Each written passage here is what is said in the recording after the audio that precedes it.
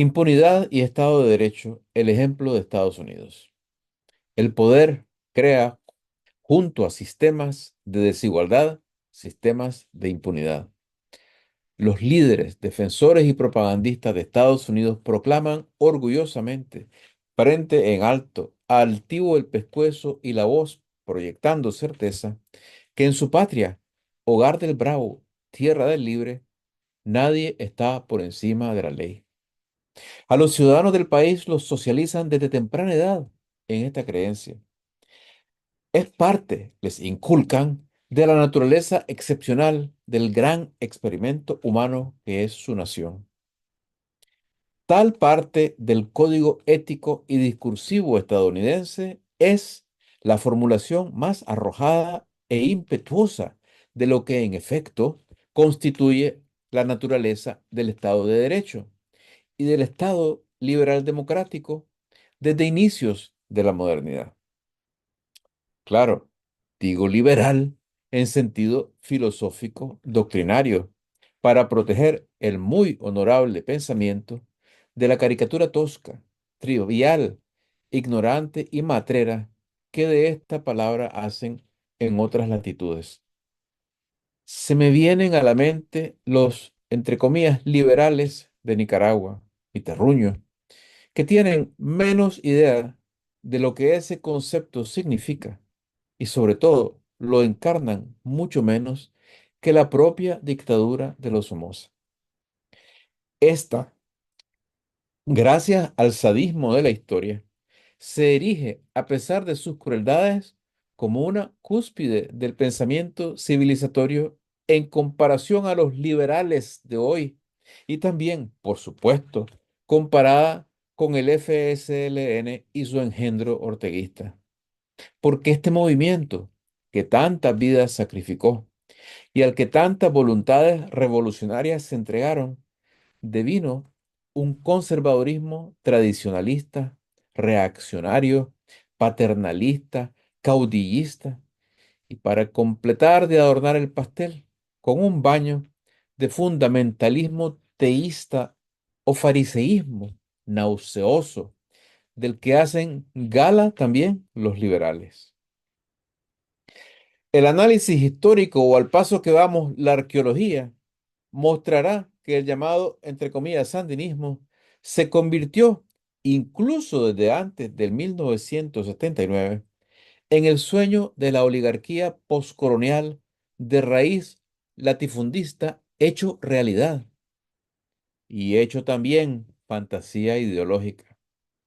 Por eso no es accidente que desde 1979, pasando por los gobiernos, entre comillas, liberales de los 1990 hasta el momento actual, se haya completado la restauración del dominio de las rancias élites oligárquicas conservadoras. Una restauración que de hecho repite los mismos apellidos en el poder económico y en los grupos políticos. Repite también el patrón de incapacidad de las viejas castas para dar a luz, a pesar de su abrumador poderío económico, a administradores del Estado que les cobija, más un proceso de sucesión ordenada con algún viso de modernidad. Este fracaso hace que termine atrapando el manejo de los asuntos públicos un, entre comillas, plebeyo, mandador de finca advenedizo, un Somoza o un Ortega. El mandador, que sí tiene destreza política, llega a enriquecerse e imponer una versión mafiosa del orden social.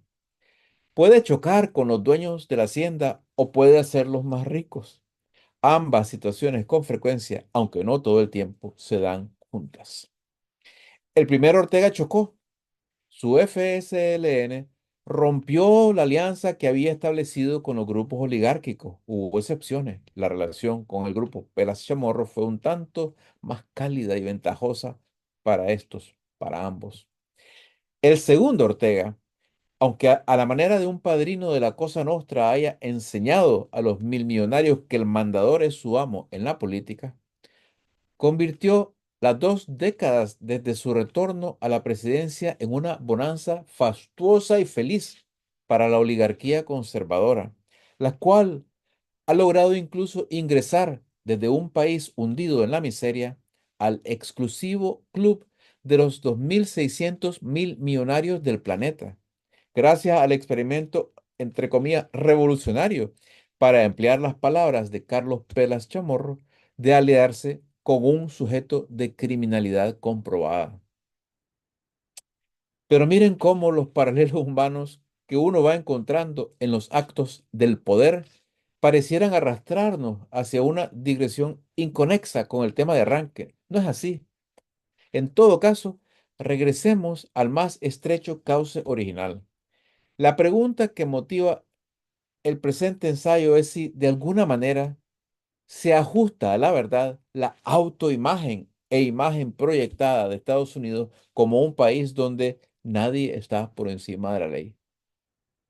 Yo creo, no digo yo sé, porque no he estado en el futuro y me falta una oncita de temeridad para decir saber que estamos a punto de verificar una vez más la universalidad de la hipocresía humana. Esta vez, la evidencia vendrá de los pulmones gigantes y el monumental amplificador de sonido del país más poderoso del planeta, el que asegura poseer una estructura moral y legal modélica que el resto del mundo debería imitar si quisiera acercarse a la perfección democrática. De ahí que todavía gusten de llamar al presidente de Estados Unidos líder del mundo libre. Algún lector impaciente, si es que le duró la paciencia hasta aquí, estará preguntándose, ¿qué quiero decir después de tanto aparente rodeo?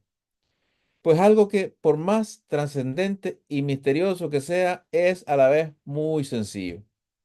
Los votantes de Estados Unidos acaban de elegir presidente para el periodo 2025-2029 a un individuo previamente declarado culpable en un juicio penal con todas las garantías procesales, sin duda alguna, dentro de la ley.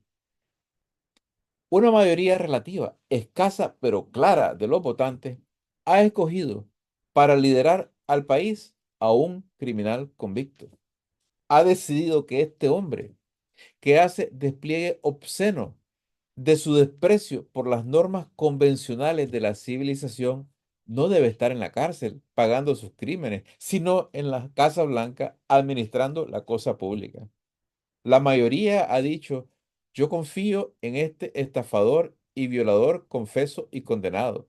Ha dicho, descartemos el contrapeso de la justicia frente al poder. El demos, en democracia, el demos finalmente ha atropellado la intención del orden constitucional, si no su letra, con el que los fundadores de Estados Unidos creyeron blindarlo, precisamente de un demagogo como el criminal convicto. La República, todos los instrumentos que presuntamente impedirían el ascenso al poder de un sujeto que pusiera en peligro la libertad, ha tropezado con la marea de los tiempos. No debemos olvidar que en la visión de los padres fundadores, ese peligro se movía en contra de la moderna intuición democrática a través y por la fuerza del demos, del pueblo.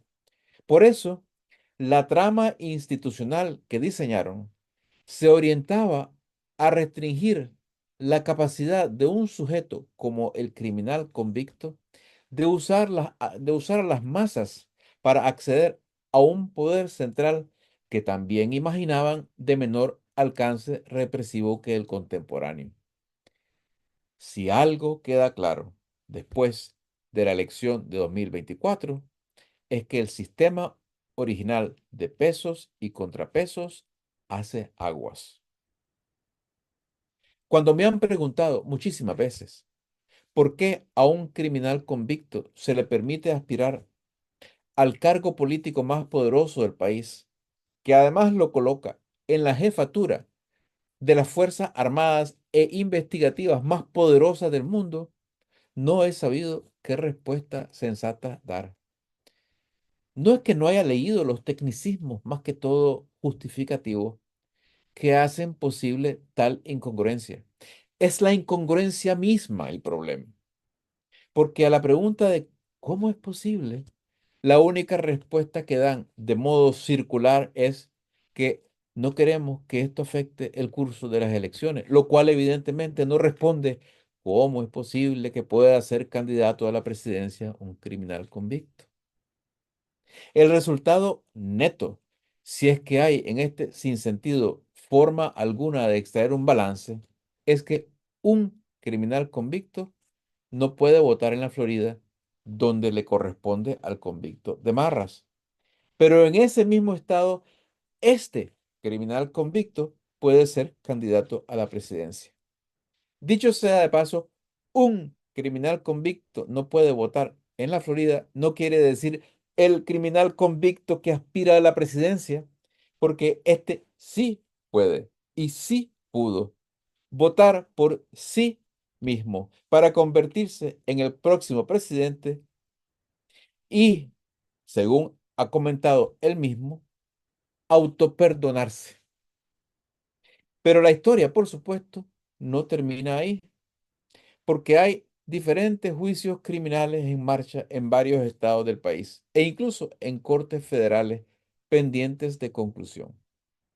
Hay, de hecho, uno a cargo de un fiscal especial nombrado por el Departamento de Justicia que a su vez quedará a partir del 21 de enero de 2025 bajo la autoridad del electo criminal convicto.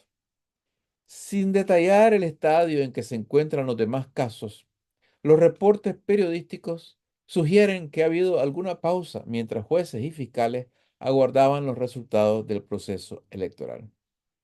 Esto hiere nuestra puber inocencia. Estamos, como el famoso jefe de policía de la película Casablanca, consternados, sorprendidos de que haya juego ilegal en este lugar. Y luego recordamos que acto seguido en la película aparece el empleado del casino y entrega al consternado guardián un fajo de billetes. Señor, aquí están su ganancia. Nos sorprende, nos deja consternado, en estado de shock, que el poder tenga alguna influencia sobre la justicia ahí donde nadie está por encima de la ley.